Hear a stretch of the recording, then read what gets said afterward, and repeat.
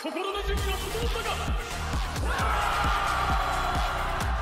530年続いてきた真の存亡をかけた戦いだ。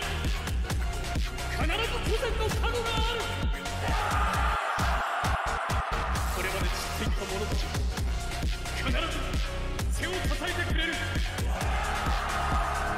最後まで戦うぞ真の古来。我らの国を絶対に守りきるぞ。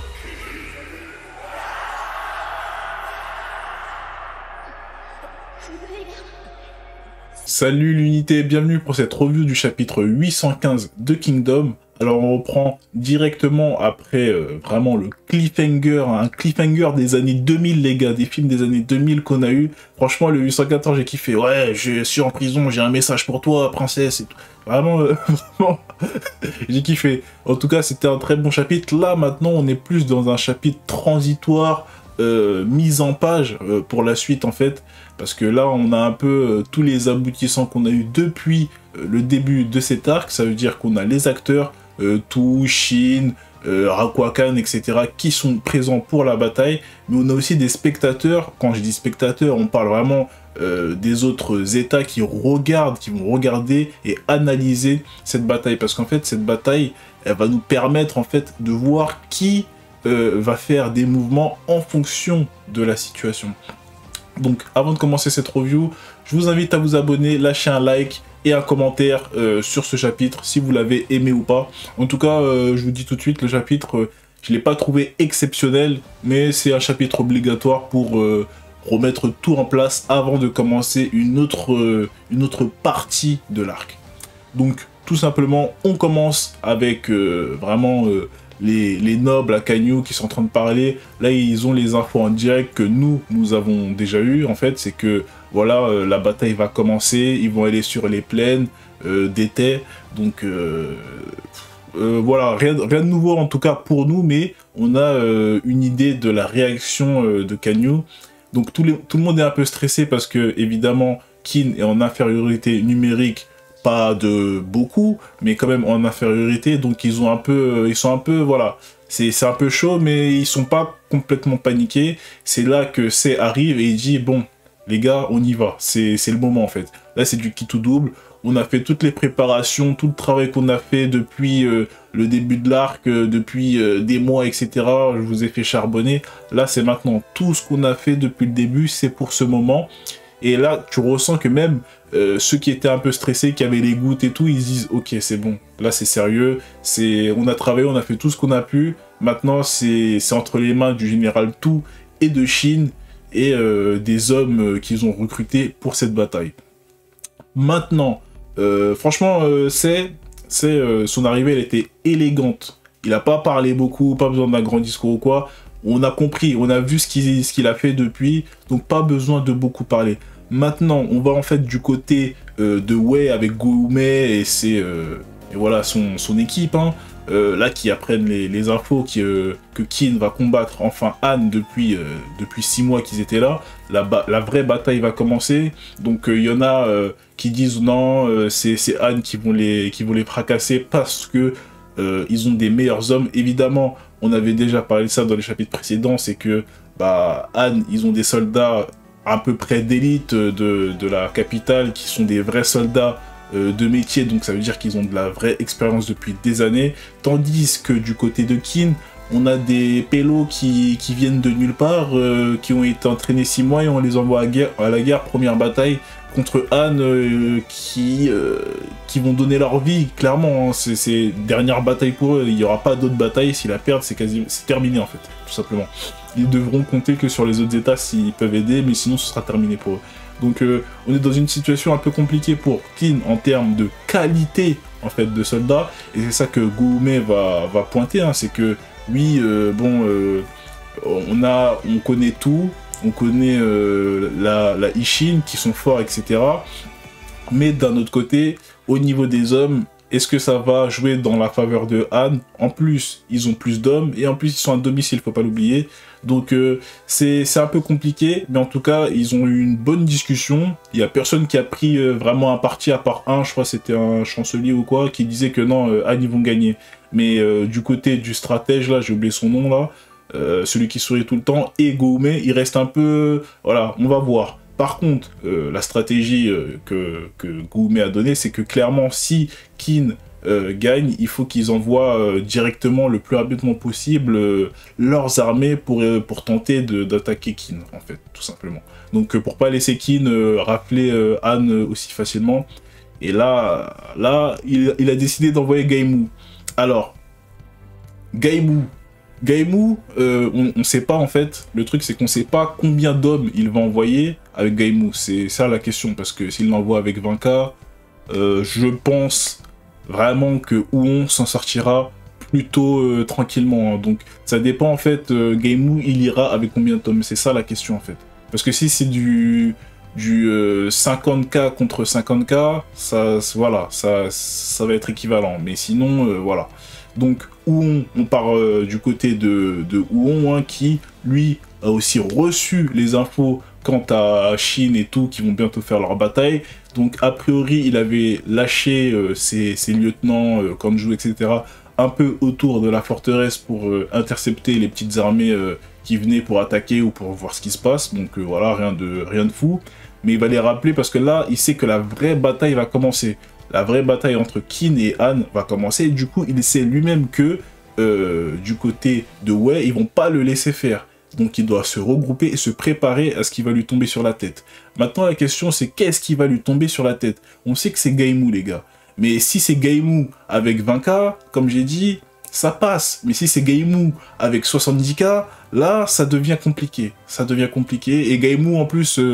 on parle de Gaimou, ok, force brute et tout, il est pas très intelligent, tout ça, mais son stratège, c'est un très bon stratège, donc voilà, on verra. On n'a pas encore de chiffres de ce côté-là, mais déjà, envoyer Gaimou, c'est déjà pas mal pour Huon. Je pense qu'il y aura de quoi se faire plaisir. Je sais pas si on aura vraiment des vrais éléments de bataille de ce côté-là, mais j'aimerais en avoir, parce que voir Huon vraiment tout seul, esselé contre quelqu'un comme Gaimou, ça peut être excellent. Maintenant, on part du côté de Muten, du côté de Zhao. Donc on a Muten et Aizen qui eux aussi reçoivent l'information quant à la bataille imminente. Et là, bah voilà, bon, rien de spécial, à part Aizen qui fait les yeux doux à Muten. Hein, franchement, je sais pas pourquoi c'est arrivé, mais bon, si vous voulez, il a parlé d'aura de grand général et de séduction. Donc vraiment, j'ai pas compris ce moment, mais bon, bref. Voilà, même Muten il n'a pas compris, mais le plus important ici c'est que Muten il a reçu l'info et Aizen a décidé d'aller en avant pour voir vraiment ce qui se passe, parce que lui de son côté, Muten et Aizen, ils sont en fait vraiment à la frontière avec Zhao. Et le terrain est extrêmement grand. Ça veut dire que même s'il y a bataille, ça veut pas forcément dire que ce sera sur un seul front. Et donc ça peut être très intéressant pour Muten et ses stratégies. Donc, et en plus, il n'est pas complètement seul, il a les armées des forteresses avoisinantes pour l'aider. Donc on verra, ça c'est une bataille un peu compliquée, je trouve. Hein. C'est une bataille un peu compliquée, mais en même temps, je pense qu'il y a moyen de s'en sortir. Donc on retourne maintenant du côté de Zhao, la clique Riboku, qui eux aussi ont les infos. Hein. Tout le monde reçoit les infos de toute façon, là, c'est aussi simple que ça. On voit juste leur réaction et leur mouvement par rapport à cette info en fait. Donc la clique Riboku qui reçoit l'ordre de Riboku lui-même de se diriger vers Kin pour les intercepter, blablabla. Donc rien de nouveau. Là, en fait, côté Riboku, les gars, je suis pas trop hype en vrai. Hein. Le côté Muten, Aizen avec les gars de Riboku, je trouve pas ça intéressant. Je préfère largement le côté de Huon. Hein. Je vous dis la vérité, ce côté-là, j'ai l'impression que ça va être un peu stratégique, où il y aura pas vraiment d'avancée. Alors que là, clairement, on a Huon qui est dans sa forteresse, esselé. Et advienne que pourra, t'as Gaimou qui va pas parler chinois, il va aller directement sur sa tête, donc on aime bien. Maintenant, on part du côté de vraiment la bataille qui va arriver. Donc on a vraiment les 160K de Kin contre les 190K de Han. Maintenant, la question, c'est vraiment... Moi, les gars, ma vraie question, en fait, dans tout ça, c'est que, comme, je sais plus c'est qui l'a dit dans le chapitre, je pense que c'est, oui, c'est Goumet, c'est du côté de... En tout cas, c'était du côté de... Ouais, ça disait, on connaît pas vraiment la force de Rakuakan. C'est ça qui m'intrigue. Comme je l'ai dit dans les chapitres précédents, moi, je veux un Rakuakan contre tout, parce qu'il a l'air un peu intelligent, un peu stratège, mais en même temps, on dirait qu'il sait se battre, je sais pas. Donc, c'est ça qui m'intéresse. Mais là, on a vu que déjà son aura, il a une aura, il a fait un petit discours, voilà, contre les envahisseurs, pour galvaniser ses hommes. Shin, ça lui a fait ni chaud ni froid, tout pareil, ils sont rodés. Franchement, le chapitre, il était tranquille. Et vraiment, c'était... voilà, on a juste des réactions, pas grand chose à se mettre sous la dent, mais c'est des chapitres obligatoires parce que je sais que les prochains chapitres vont être exceptionnels parce que là, tout va se mélanger. Je sens que tout va se mélanger entre la politique que tout il est en train de faire avec la princesse en Tsum Tsum là pendant la bataille. Est-ce que il va vraiment retourner la princesse pour que pendant la bataille, je sais pas, elle fasse un truc au niveau de la cour de Han pour que si tout gagne, et bah en fait ça va être plus facile de prendre la capitale sans être encombré par d'autres problèmes. Donc franchement, il y a beaucoup de choses à faire. Il y a beaucoup de choses à faire. En tout cas du côté de tout avec la princesse, il y a beaucoup de choses à faire. La princesse, je pense clairement qu'elle va jouer un rôle primordial dans les événements à venir. La question c'est quoi? Après bon, sur les théories que j'ai entendues, il y a un délire de... une théorie de tout qui mariage avec la princesse. Alors, moi j'avais parlé vraiment d'une romance un peu, voilà, cachée, bizarre, tout, il utilise et tout. Mais j'irai, franchement, de mon côté en tout cas, cette théorie, j'irai pas jusqu'au mariage parce que tout simplement... là, ils sont en bataille en fait. Genre, s'il fallait faire un mariage, peut-être c'est soit après que tout soit tout le monde soit voilà Anne déchirée, voilà ils sont annexés, etc. Là un mariage, oui, si vous voulez faites ce que vous voulez, tout le monde les gens ils sont libres, tu vois, faites ce que vous voulez, mais sinon ça aurait été bien avant pour consolider une alliance. Mais faire une demande de mariage alors que tu es sur le point de les attaquer, je vois pas trop en fait. Donc voilà. Mais s'il y a un mariage, en tout cas, après, pourquoi pas, s'ils s'aiment. Ça se trouve, tout aussi, il la kiffe pour de vrai, qui sait. Mais bon, en tout cas, je suis pas trop sur cette théorie quant au mariage, mais pourquoi pas moi, je connais pas l'avenir, je connais pas l'histoire du manga, enfin, l'histoire de la Chine, donc pourquoi pas, qui sait. Mais pour le moment, je le vois pas trop, je vois juste la bataille. Ensuite, peut-être une situation où la princesse va aider sur le moment dans la cour de Han, parce qu'elle a un certain pouvoir dans la cour, pour que tout puisse, comme il l'a fait jusqu'à maintenant, éviter de faire couler le sang. Donc voilà, pour moi c'est ma seule voilà.